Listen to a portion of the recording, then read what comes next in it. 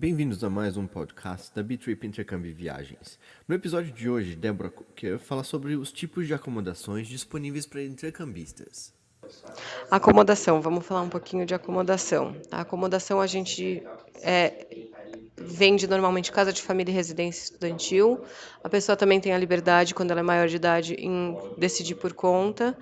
Quando a pessoa tem, de novo, até 12 semanas, que é um tempo menor de permanência, a gente indica que essa acomodação seja fechada pelo período total aqui conosco. Mas se ela tem um perfil, se esse intercambista tem um perfil mais descolado, de repente só as primeiras 4 semanas são suficientes e ele se vira com o resto, tá? A acomodação, sendo em residência estudantil, que é uma acomodação oferecida pela própria escola, ela pode ficar uma distância média de até 30 a 45 minutos por um transporte público ou mais que um.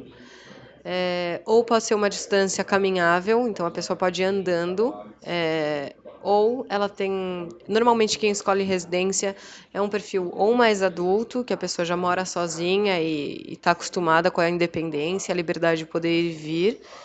Ela é um pouco mais cara que casa de família, ela não oferece refeição. Então, às vezes ela fica até ao mesmo preço que uma acomodação em casa de família, só que ela acaba ficando um pouco mais cara porque ela não inclui refeição nenhuma, mas ela tem uma distância mais próxima da escola. Então, é um perfil ou para quem está começando a querer ter o primeiro gostinho do que é morar sozinho, ou para quem já tem um perfil mais independente.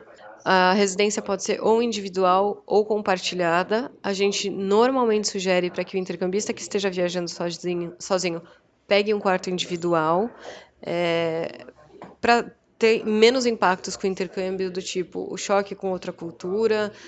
Brasileiro em si, ele é um pouco mais individualista, ele gosta de ter o cantinho dele. Então, a menos que seja um perfil muito descolado, a gente indica que seja compartilhada. Até mesmo porque segurança também. A gente muitas vezes compartilha o quarto com uma pessoa que a gente não conhece. Acontece dessa pessoa que a gente não conhece mexer em coisa, ou a gente ter um certo desconforto ou uma certa insegurança de que essa pessoa pode vir a mexer nas nossas coisas. E quando a gente está viajando, a última coisa que a gente quer é a sensação de insegurança. Quando a gente fala de residência individual, não quer dizer toalete privativo.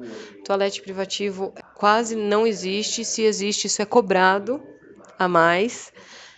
Além de ser cobrado a mais, é uma ideia muito mais brasileira do que internacional. Normalmente, a cada 3 quartos, dividem um toalete. Outra coisa que a maioria das residências oferece é internet Wi-Fi na residência inteira.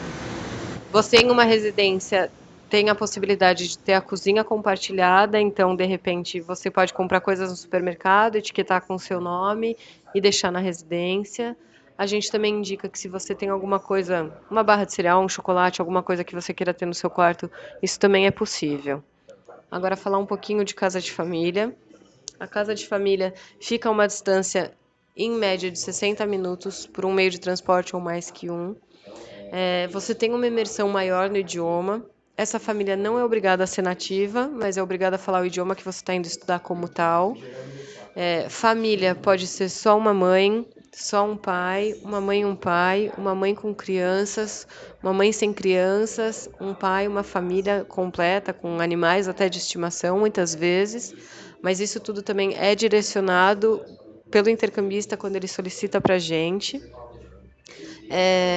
A gente dá ordens de preferência, isso não quer dizer que todas as solicitações que ele foi feita vão ser atendidas, mas quanto maior a antecedência que ele consegue definir, maior a possibilidade da gente conseguir atender todas essas necessidades deles.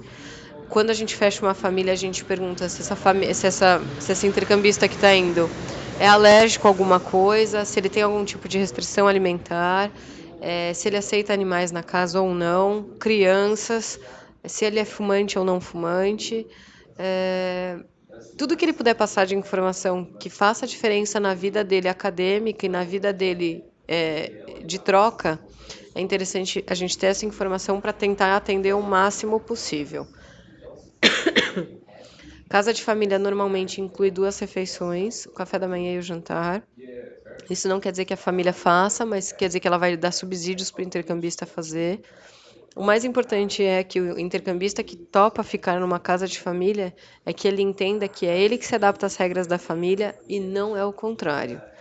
Então, é ele que vai se adaptar ao tempo de banho, aos horários das refeições, à disponibilidade de lavanderia, à disponibilidade da internet na casa e ao convívio coletivo. Normalmente, quem recebe o intercambista não recebe só um, recebe mais de um, e o quarto, se ele vai ser compartilhado com outro intercambista ou não, também fica a critério do intercambista quando solicita para a gente. Uma coisa que a gente breca e tenta ao máximo evitar é que sejam colocados dois intercambistas da mesma nacionalidade na mesma casa. Mas se é alta temporada, isso pode acontecer.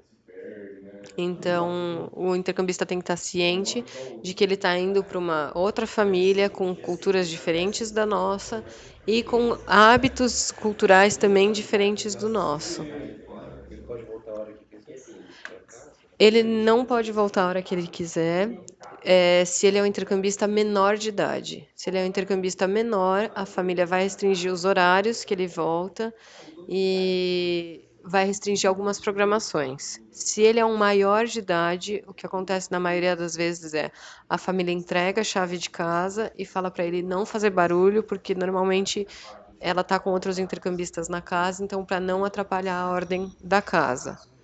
Mas se ele é um maior de idade, sim. Se ele é um menor de idade, não.